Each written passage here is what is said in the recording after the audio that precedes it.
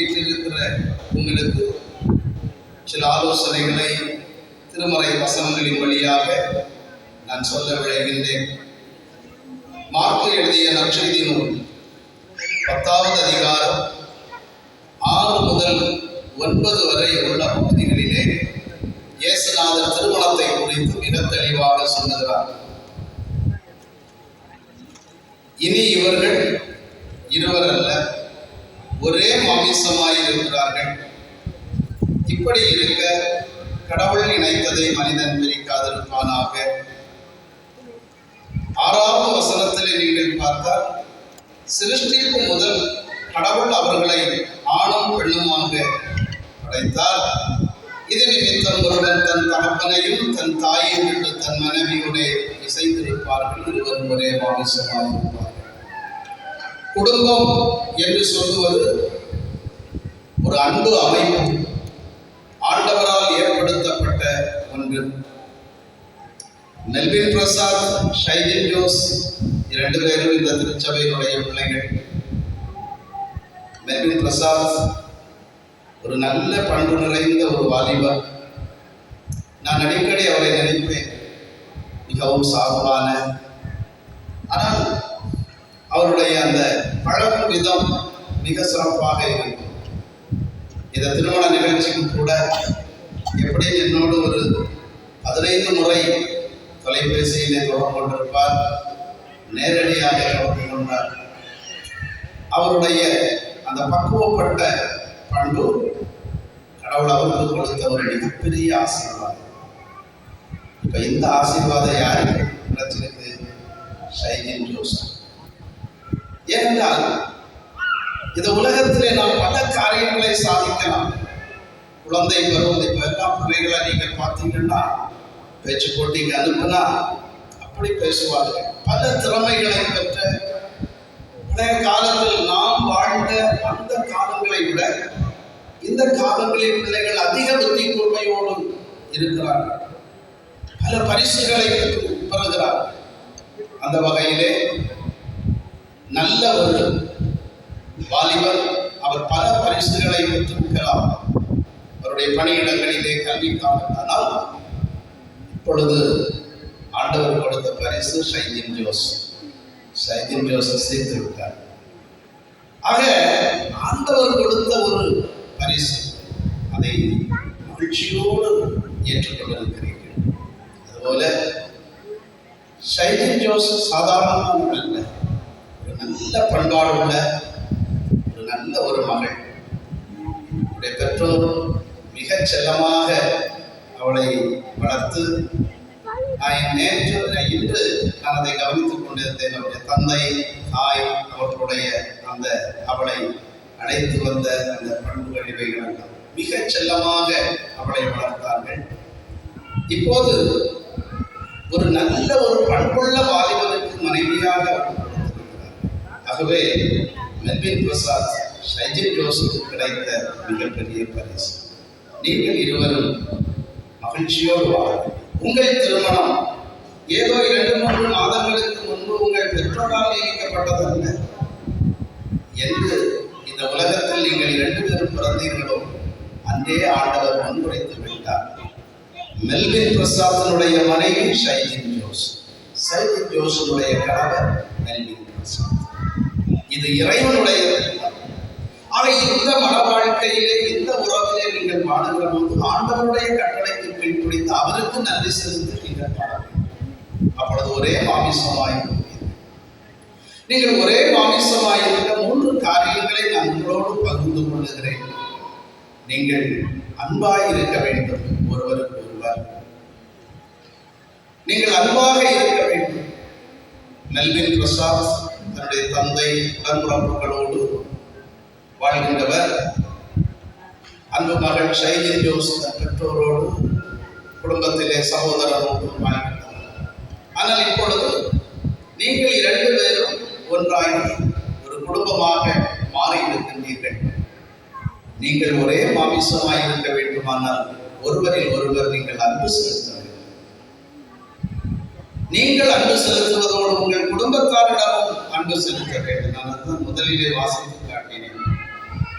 இதன் நிமித்தம் ஒருவன் தன் தகப்பனையும் தன் தாயையும் விட்டு தன் மனைவியோடு இசைந்திருப்பான். நாளைய காலையிலே நண்பன் பிரசாத் எல்லாருக்கும் பாய், நாம் கைப்போம் மனைவியோடு இசைந்திருக்க வேண்டும் என்று பாசம் சொல்லி இருக்கிறார். அப்படி சொல்ல இனி 2 வித உறவுகள் மெல்வின் பிரசாத், உங்கள் தந்தை, உங்கள் சகோதரி. இனி மாமனார், மாமியார், மைத்தன், இது உங்களுக்கு ஒரு குடும்பம். 2 குடும்பங்கள் உங்கள் கருத்தில். அதுபோல ஷைஜன் யோசேப்பும் 2 குடும்பங்கள். ஆகவே நீங்கள் மகிழ்ச்சியோடு வாழும்போது உங்கள் குடும்பத்தார் நாங்களும் மகிழ்ச்சி அடைவோம். அதற்கு நீங்கள் அன்போடு வாழ வேண்டும். ஒருவருக்கு ஒருவர் விட்டுக் கொடுக்க வேண்டும். ஒருவரில் ஒருவர் அன்பு செலுத்த வேண்டும். சின்ன சின்ன சூழ்நிலைகள் மாறி வந்தாலும் அதை ஒரு சேலஞ்சாக எடுத்து நீங்கள் மகிழ்ச்சியோடு வாழ வேண்டும். நான் எல்லா திருமணங்களிலும் சொல்லிக் கொடுப்பது அதுதான். பசி தாகம் கூட உங்களுக்கு என்ன செய்ய வேண்டும்? இணைந்து தான் வர வேண்டும். ஒருவேளை ஏதோ சூழ்நிலையிலே மெல்வின் பிரசாத் கண்களிலே கண் கலங்கி விட்டார் என்றால் ஷைஜன் ஜோஸ் என்ன செய்ய வேண்டும்? கண் கலங்க வேண்டும். ஷைஜன் ஜோஸ் கண் கலங்குவது மிக எளிது இல்லையா? லேடிஸ் பெண்கள் அழுவது மிக எளிது. அவங்களுக்கு எளிதாக கண்ணீர் வந்துவிடும். அப்படி வரும்போது மெல்வின் பிரசாத்தும் என்ன செய்ய வேண்டும்? பசி தாகம் கூட உங்களுக்கு இணைந்து தான் வர வேண்டும். அப்படிப்பட்ட ஒரு நெருக்கமான பந்தத்தை உங்களுக்குள்ள உங்கள் அன்பிலே தான். அயலகத்தாரிடத்திலே, நண்பர்களிடத்திலே நீங்கள் இணைந்து அன்பு செலுத்துங்கள். கஷ்டப்படுகளிடத்திலே அன்பு செலுத்துங்கள். உங்களுக்குள்ளே எந்த நிலையிலும் அன்பிலே நீங்கள் உறுதியாக. அன்புதான் இந்த உலகத்தில் மிகச்சிறந்தார். 1 கொரிந்தியர் 13ஆம் அதிகாரத்திலே பவுலடியார் சொல்லுகிறோம், அன்பு இல்லாமல் ஒன்றும் இல்லை. விசுவாசம், நம்பிக்கை, அன்பு ஒன்று நிலைத்து இருக்கிறது. இவைகளில் அன்பே. ஆகவே அன்பு இருந்தால் நீங்கள் ஒரே மாமிசமாய் இருப்பீர்கள். 2வது ஒரு காரியம் அறம். அறம் என்றால் நற்கிரியை என்று சொல்லுவோமே, நல்ல காரியங்களை செய்வோம். பழைய காலத்திலே சொல்லுவார்கள் சான்றோர் என்று சொல்லுவார்கள். எல்லாரையும் சான்றோர் என்று சொல்ல மாட்டார்கள். நற்கிரியை செய்கிறவர்களை சான்றோர் என்று சொல்லுவார். விருந்தோம்பல், உபசரித்தல், கஷ்டப்படுகிறவர்களுக்கு உதவி செய்தல், ஏழைகளை நேசித்தல், இது போன்ற காரியங்களை எல்லாம் இந்த சமூகத்தில் நீங்கள் செய்ய வேண்டும். உங்களை பார்க்கிறவர்கள் இயேசுநாதரை உங்களிலே காண வேண்டும். கஷ்டப்படுகிறவர்களை காணுகிற போது நீங்கள் உதவி செய்ய வேண்டும். பசி என்று உங்களிடத்தில் வருகிறவர்களை நீங்கள் குடும்பமாக போஷிக்க வேண்டும். அதுவும் திருமறை நமக்கு கட்டளையிட்டிருக்கிற ஒரு படிப்பினை. பரலோக ராஜ்யத்திற்கு ஆண்டவர் யார் சொந்தக்காரர் என்று சொன்னார்? இந்த சிறியரில் ஒருவருக்கு நீ எதை செய்தாயோ அதை எனக்கே செய்தார். தான தர்மங்கள் செய்ய வேண்டும், உதவி செய்ய வேண்டும். ஆண்டவர் உங்களை ஆசீர்வதிப்பார், உயர்ந்த ஸ்தானங்களிலே உங்களை அமர்த்துவார். அப்போது நீங்கள் உங்கள் கண் முன்னால் காணும் எளியவர்கள் இவர்களை எல்லாம் நீங்கள் நேசிக்க தவறுகிறார். இந்த உலகத்திலே நீங்கள் நற்கிரியைகளை செய்ய வேண்டும். ஆண்டவர் கற்றுத்தந்திருக்கிற பாடங்களின்படி நல்ல காரியங்களை நீங்கள் செய்ய வேண்டும். கஷ்டப்படுகிறவர்களுக்கு உதவி செய்கின்ற உதவும் கரங்களாக நீங்கள் இருக்க வேண்டும். அப்போது உங்கள் அற வாழ்க்கை தலைப்பு, உங்கள் குடும்பம் ஆசீர்வாதமாக இருக்கும். தான தர்மங்களை செய்கிற போது நம்முடைய தலைமுறை ஆசீர்வாதமாக இருக்கும். 3வது ஆன்மீகம். ஆன்மீகம் என்றால் ஆவிக்குரிய வாழ்க்கை. அன்பும் அறமும் ஒரு மனிதனிலே, ஒரு குடும்பத்திலே இருக்குமானால் ஆன்மீகம் தானாக வந்துவிடும். அதுதான் ஆன்மீகம்.